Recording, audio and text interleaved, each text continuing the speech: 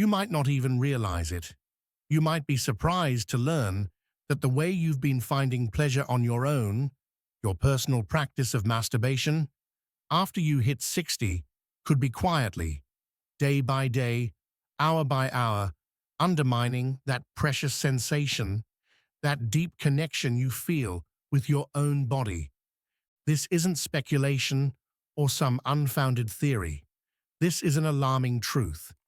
It's backed by solid research into sexual health and the psychology of aging, as well as countless real-life stories from people facing unwanted changes in their intimate lives.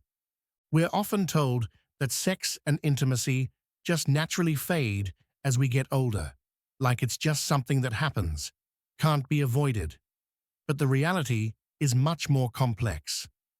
Your desire and ability to feel pleasure don't just vanish simply because of the numbers on the calendar.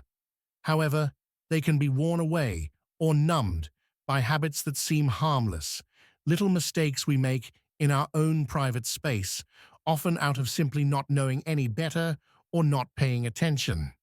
The result? It's not just a simple reduction in physical sensation. It's losing touch with your own sexual self, feeling more distant, difficulty finding true satisfaction, a drop in confidence, and even creating invisible barriers in intimate relationships with a partner if you have one. Could you be unknowingly numbing yourself without even realizing it? In this important video series, we're going to reveal the truth about 7 of the most common mistakes people make with masturbation after age 60. The silent habits that are stealing away your sensitivity and joy of connection. In this first part, we're going to focus on 3 of those mistakes, the ones specifically related to your physical technique and actions. Listen closely, because recognizing these mistakes is the vital first step. It's the key to reclaiming control of your pleasure, your sensitivity, and that full connection with your body, no matter your age. This isn't just knowledge for yourself.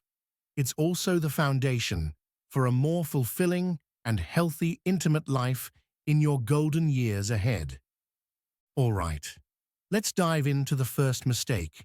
It's surprisingly common, and it's turning your journey of pleasure discovery into a meaningless race. Mistake number 1, focusing only on speed and the finish line. Orgasm. Skipping the journey of sensation. This is when you're just rushing to orgasm. In the fast-paced world we live in, even in our most private moments, it's easy to get caught up in a task completion mindset. When it comes to masturbation, this mistake shows up as focusing solely on the ultimate goal, achieving orgasm, as quickly as possible. You completely bypass or even actively ignore the entire spectrum of subtle sensations and feelings that lead up to it. You might think, what's the harm? I got the result. But this is a dangerous trap, especially as our bodies and nervous systems naturally change with age. So why is this a serious mistake, especially after 60? Our bodies, particularly our nervous system and sensory organs, work on the principle of learning and adaptation.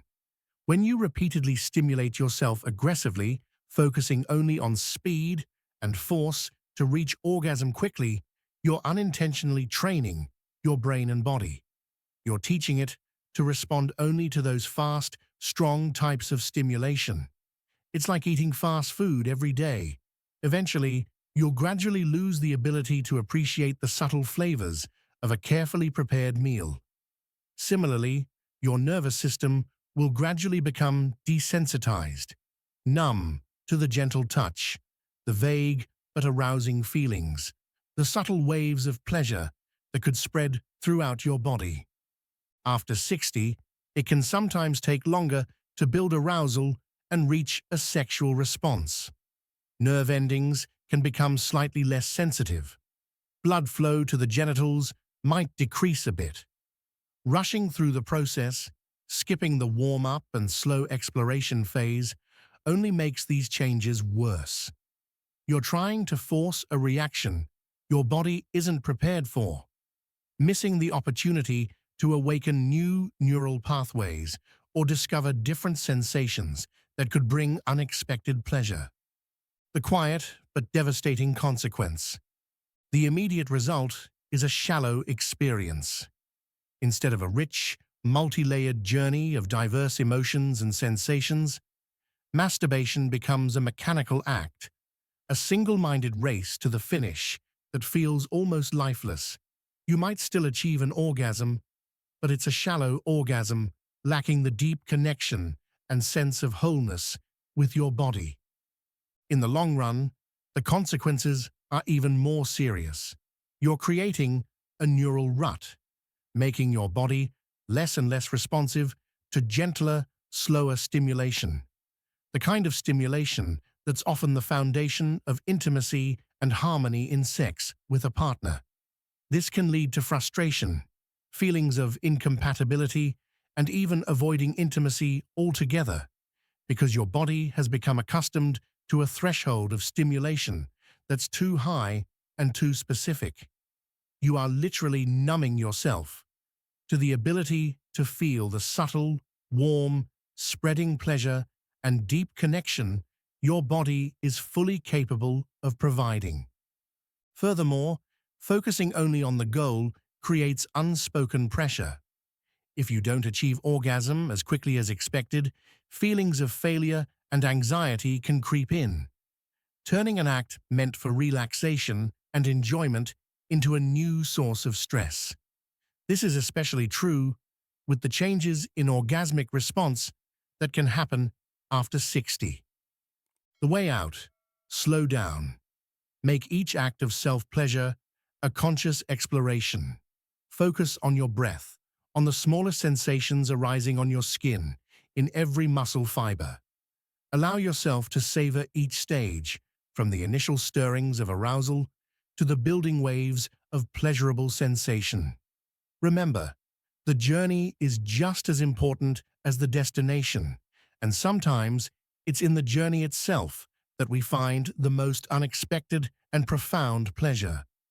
Breaking this habit of rushing isn't easy, but it's the fundamental step to regaining lost sensitivity and rebuilding a real connection with your own body. However, just focusing on speed is only one part of the problem. There's another mistake, closely related to how we perform the act, that's quietly eroding sensitivity in a different way. Let's explore the second mistake. Mistake number 2, using only one familiar technique, creating neural boredom. This is when you only use one familiar technique. Humans are creatures of habit. We find comfort and efficiency in what's familiar. This is also true in our sexual and self-pleasure lives. Many of us, once we find a technique, a specific way of doing things that feels good or leads to orgasm, tend to stick with it, repeating it over and over. It might be a specific stroke, a position, a rhythm, or even a certain type of fantasy. The familiarity brings a sense of safety and predictability. But this very monotony, this repetition, is a subtle trap, gradually weakening your body's potential for diverse pleasure. Why is this repetition dangerous, especially after 60? Imagine your nervous system is like a network of trails in a forest. When you constantly use only one single trail, that trail becomes clear and easy to follow. But the other trails, even if they hide beautiful scenery and new discoveries, gradually become overgrown and forgotten. Similarly, when you only stimulate your body in one single way, the neural pathways associated with that technique become highly responsive and efficient. But other pathways, related to different types of sensations and different body areas, become less active and less sensitive. Your brain becomes programmed to expect exactly the right kind of stimulation and can have difficulty recognizing or processing different signals.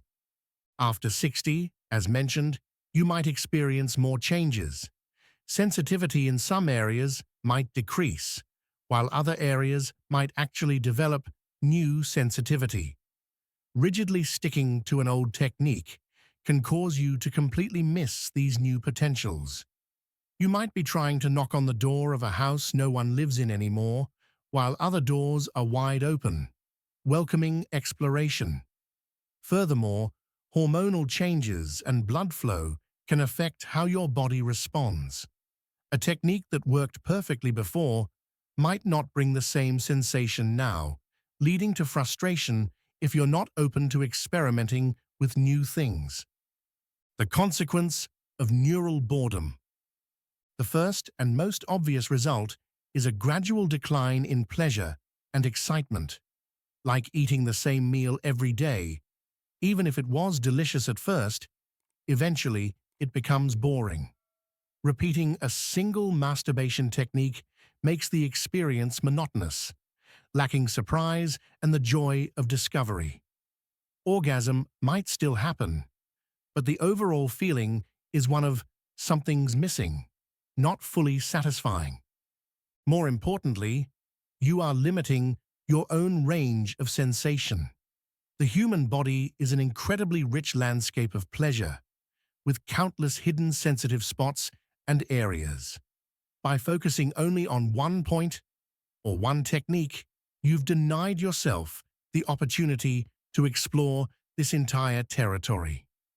This is particularly regrettable, as age can sometimes change that map, and areas you previously overlooked might now become sources of new exciting sensations. Dependence on a single technique also creates difficulties in your sex life with a partner, if you have one. You might struggle to enjoy different styles of touch, positions, or rhythms that your partner desires or uses because your body has been programmed to respond only in a specific way. This can lead to misunderstanding, feelings of disharmony, and creating cracks in the intimate connection. You might find yourself needing to instruct your partner to perform your exact familiar technique, turning natural interaction into a scripted exercise. Finally, this boredom can lead to reducing the frequency of self-pleasure or even losing interest altogether. When the joy of exploration disappears, the motivation to do it also decreases. This is a significant loss because healthy self-pleasure is an important part of overall sexual and mental well-being. How to break the cycle? The answer lies in curiosity and a willingness to experiment. Treat your body like an undiscovered territory. Dare to change the technique, the speed, the pressure, the position. Use your hands in different ways.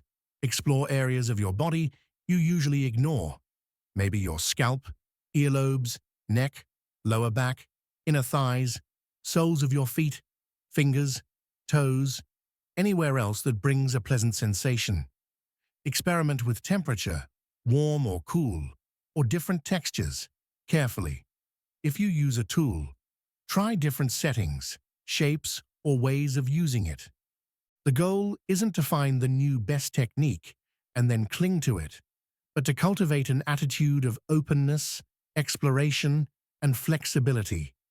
It's the variety and stimulation that will help keep your nervous system awake, responsive, and ready to receive all kinds of sensations, enriching both your personal experience and your harmony in sex with a partner.